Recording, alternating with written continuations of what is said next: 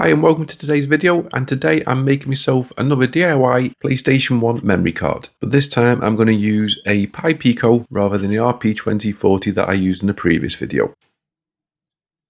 So as you can see, Pi Pico is a lot bigger and almost fills the whole memory card slot, so we're going to have to do a little bit of cutting and trimming to get it down to size.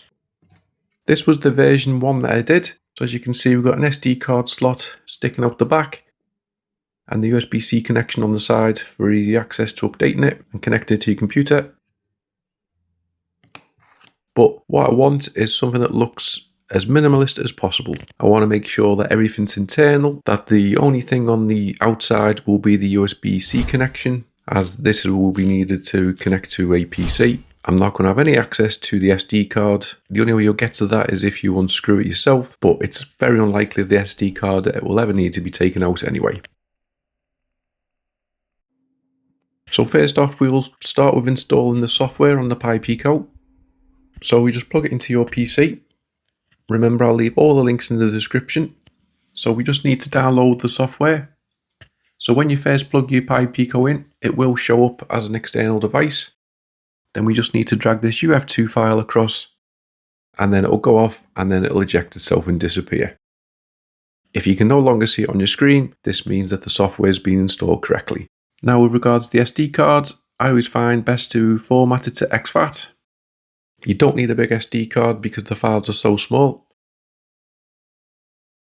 This is the file that we download from the GitHub. Just follow through what I'm doing, and then you just need to find this memory card slot and then just drag across this file. Then we'll open up the SD card, and these are your memory save slots. So what I'm doing is I'm duplicating the file, and then all you need to do is you just need to go through and number them. So you start from 0 and then you change the number and then just go through. So add as many or as few as you want. Next up, we're going to start preparing the shell. So this is a reproduction memory card that I bought from AliExpress. I'll leave the link in the description. There's 2 screws to take it out.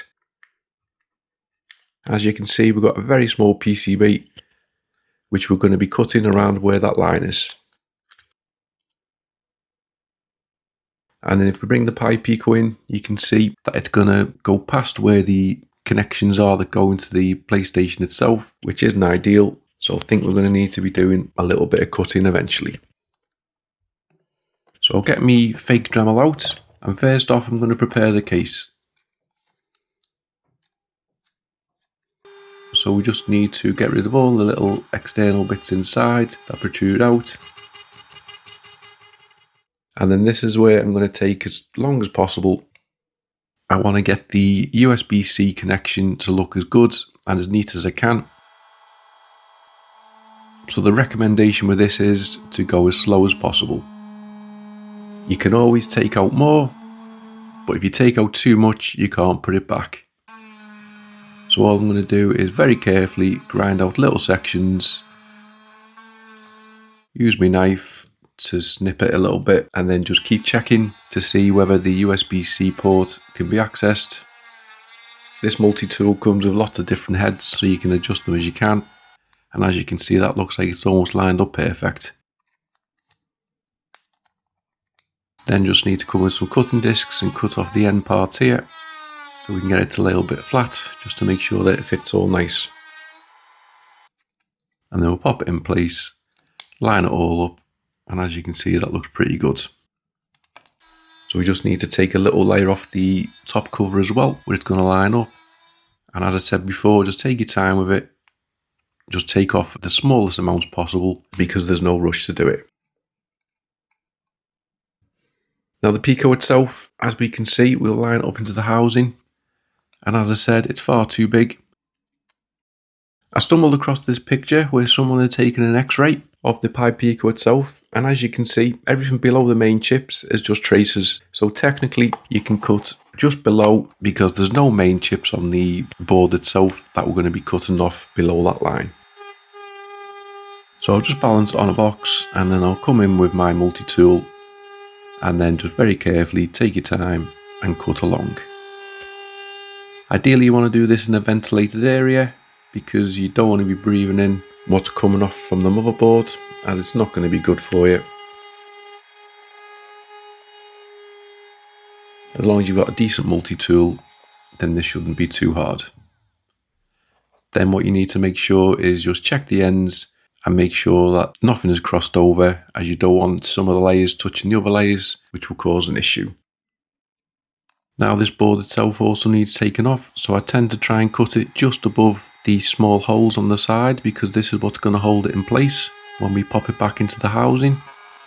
Don't want to be too over reliant on hot glue, especially with this part, because this will be constantly in contact with the PlayStation 1 once it's getting inserted and taken out. So we'll give it a little wiggle, detach it again, just be careful there's no sharp bits on the edges, and then we'll pop that piece in there, and then we'll put the Pi Pico in. And as you can see, it's a tight fit, but there is a very small gap, so nothing's going to be touching and shorting, so we should be good for fitment. Now I'm going to prepare the soldering the traces, so we just need to scrape off just above the line, because this is where we're going to be soldering to. And then you need to tin your pads.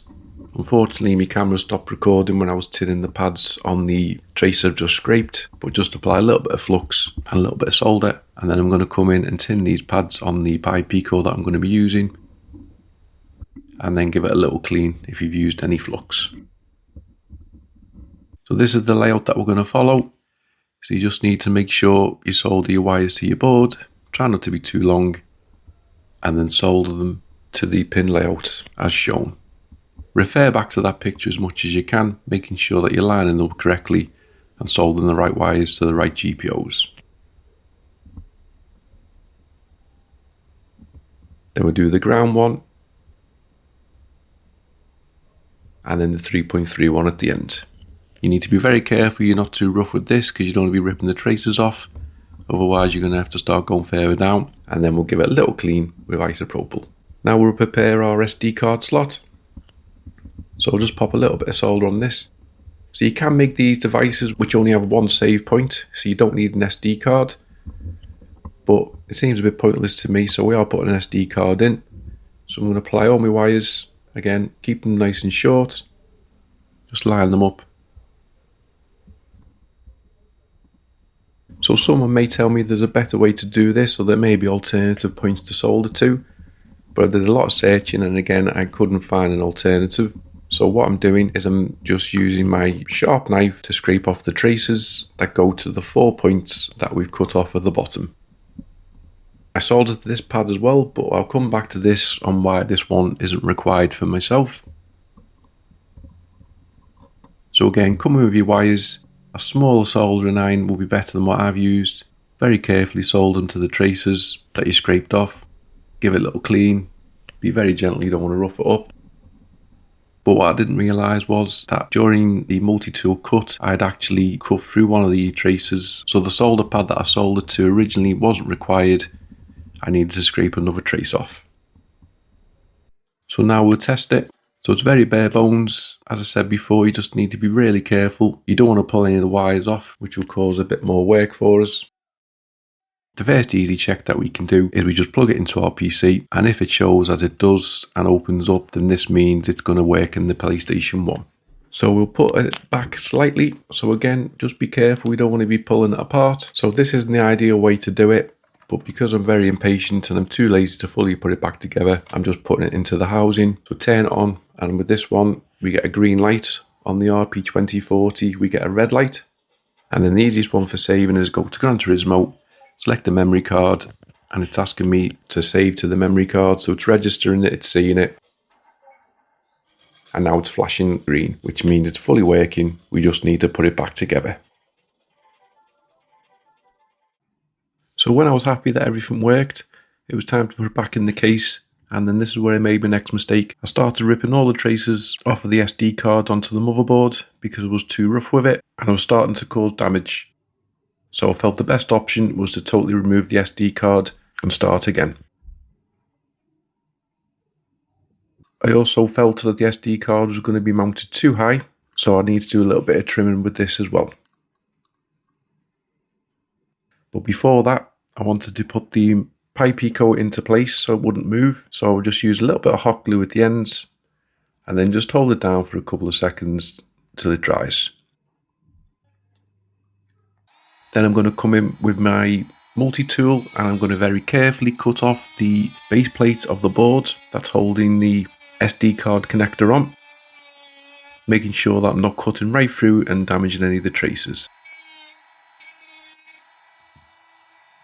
Then just get my soldering iron to remove the ground legs either side, which I've done.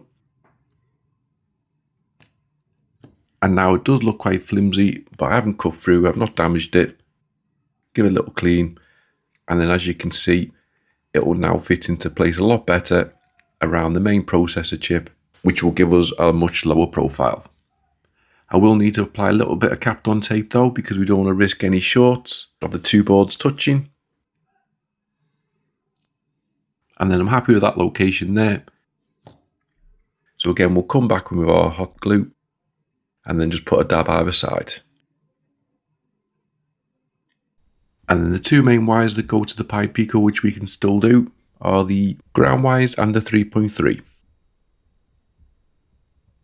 And then this is where I decided to change it again. I decided to use enamel wire running from these traces on the board to the SD card itself. They're going to be a lot more flexible and a lot less likely to damage. Now you can see the profile of it so low that we shouldn't have any issues when we put the top casing back on. So I'm going to get the cover and then just very carefully slide it on. We don't want to be causing any damage now once we're nearly there.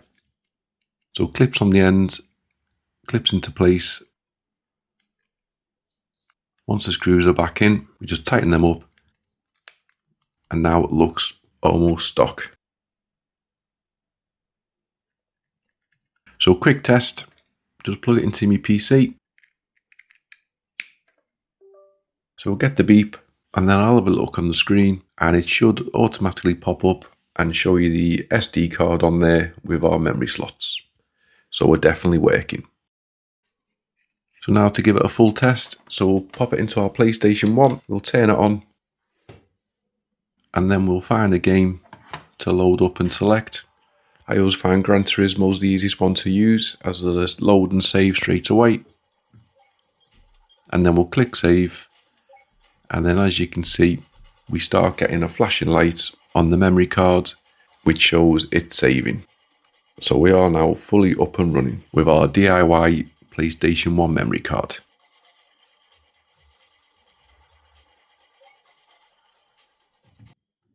So that's it. We have our £4 Pi Pico, our £2 reproduction memory card. I've done the minimalist as possible, so we just have the USB-C connection out the back. You really don't need access to the SD card, as you can literally put hundreds of save files on that, even on the smallest of gigs. And then when we compare it to a stock one, they look pretty much identical. So I'm really happy with this.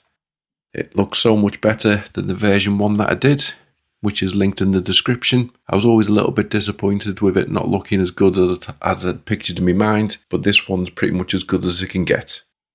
So hopefully you enjoyed the video. Hopefully it gives you inspiration to make one yourself. Thanks very much for watching. Please like, comment and subscribe.